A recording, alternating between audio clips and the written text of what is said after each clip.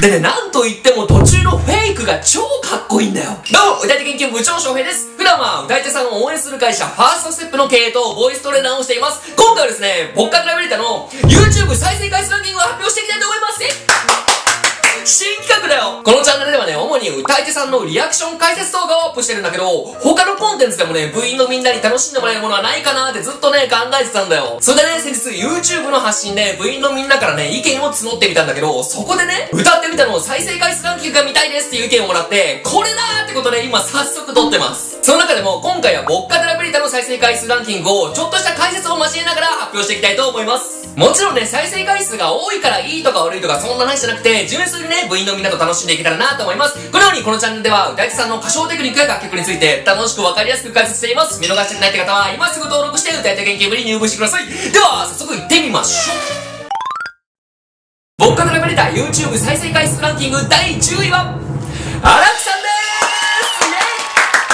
2013年からニコニコ動画で歌い手活動を開始されてるってことで、ベテランの歌い手さんですよね。でね、荒木さん、バンド活動もされてるってことで、実はね、僕も元バンドマンなんで、勝手にね、親近感が湧いてます。何はともあれね、まずは一緒に聴いてみましょう。かっこいいね。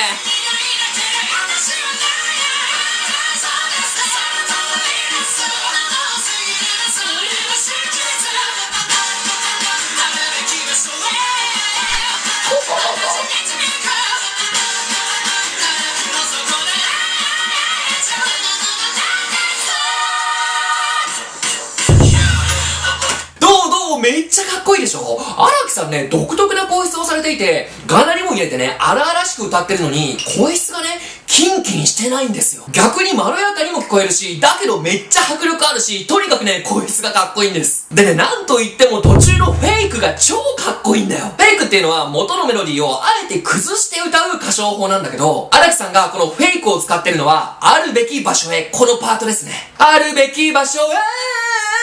ここをあえて崩して歌ってるのがさ、個性が爆発してて超かっこよくない？さっきもお話したんだけど、荒木さんね、アクシスっていうバンドでも活動されてるので、興味のある方はぜひチェックしてみてください。僕からラビリタ YouTube 再生回数ランキング第9位は、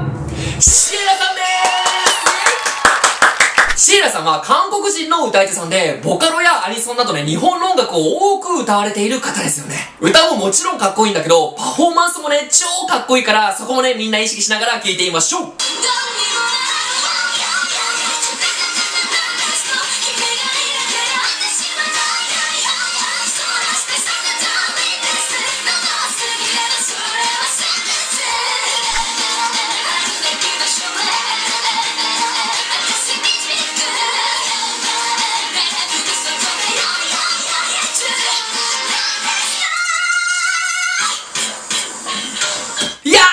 さんもね、発声が超かっこいい。先ほどの荒木さんとは対照的に、刺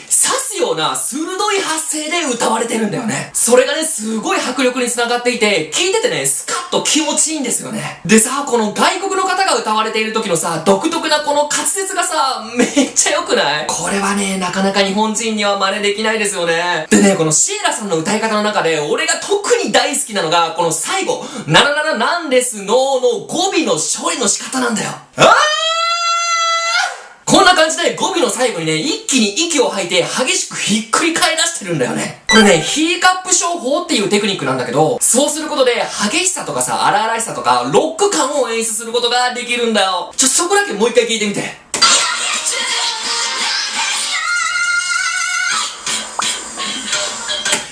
でさ、このトップ10に韓国からランクインされるっていうのがめっちゃすごいし、嬉しいですよね。本当にね、素晴らしい歌ってみてありがとうございました。僕からラビリタ YouTube 再生回数ランキング第8位は、そうさんでーす。15歳から歌ってみた動画の投稿をスタートして、なんとね、その2年後17歳でメジャーデビューを果たすっていうね、まさに実力派のシンガーさんですよね。そうさんもね、歌の中で職人技が光ってるから、ぜひ一緒に聴いていきましょう。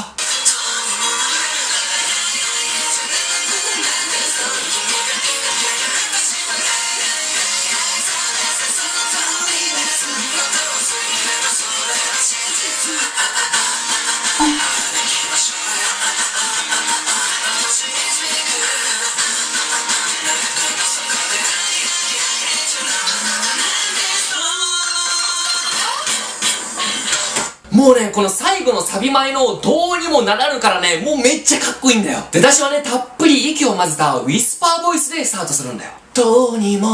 なんだけど、そっから徐々に息の量を減らして力強くしていって、とどめに巻き舌。どうにもならぬ。すごい職人技でしょ。でね、この最後のサビ全体を通しても息の量いきなり多く歌ったり少なく歌ったりと、息の調整がね、絶妙なんですよね。で、最後のなんですのの声にかかってるさ、ボーカルエフェクトもめちゃめちゃかっこよくない？もうね、ぜひ概要欄から操作の音源もね、直接イヤホンで聞いてみてください。僕がドライブレター YouTube 再生回数ランキング第7位は、天月さんでーす。天月さんはね、このチャンネルでも何度か取り上げさせていただいたんですけど、もうね、言わずと知れたレジェンド歌い手さんですよね。青年のような爽やかな歌声が魅力の一つでもある天月さんが、このボッカドライブレターをね、どのように歌い上げるのか、まずは一緒に聴いていきましょう。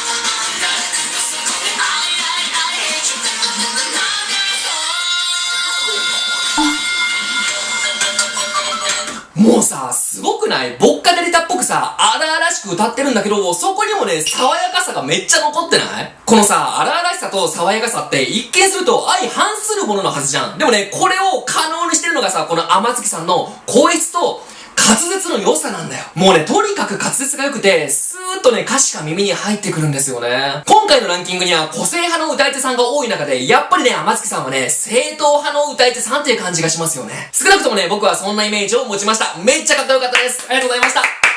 僕がドライブレター YouTube 再生回数ランキング第6位は、黒猫さんでーす。さあ、黒猫さんもね、もう言わずと知れたレジェンド歌い手さんですよね。このさ、7位が天月さんで、6位が黒猫さんっていうのもさ、なんかいいよね。黒猫さんのボッカドライブレターは以前ね、このチャンネルでも取り上げさせていただきました。個人的にはね、黒猫さんのボッカドライブレターがね、僕は特に好きなんですよね。まさにみんな一緒に聴いていきましょう。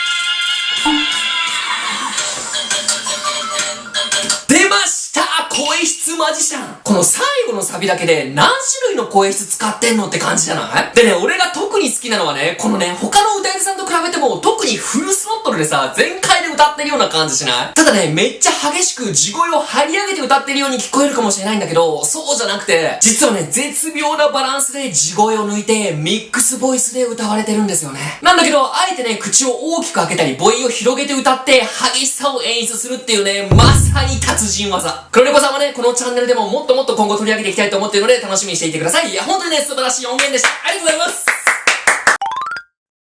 ということで、今回はボッカドライブレター YouTube 再生回数ランキング第10位から第6位まで発表させていただきました。いや、もうね、さすがどなたも魅力的な方ばかりでしたよね。ぜひね、概要欄から直接皆さんの音源をチェックしに行ってきてください。ただね、忘れちゃいけないのが、まだ5位から1位がね、控えてるんですよね。一体どんな素敵な歌い手さんたちが控えているのか、次回の動画で改めて発表していきたいと思います。このようにこのチャンネルでは歌い手さんの歌唱テクニックや楽曲について楽しくわかりやすく解説しています。見逃してないって方は今すぐ登録して歌い手研究部に入部してください。ではまた次回の動画でお会いしましょう。バイバイ。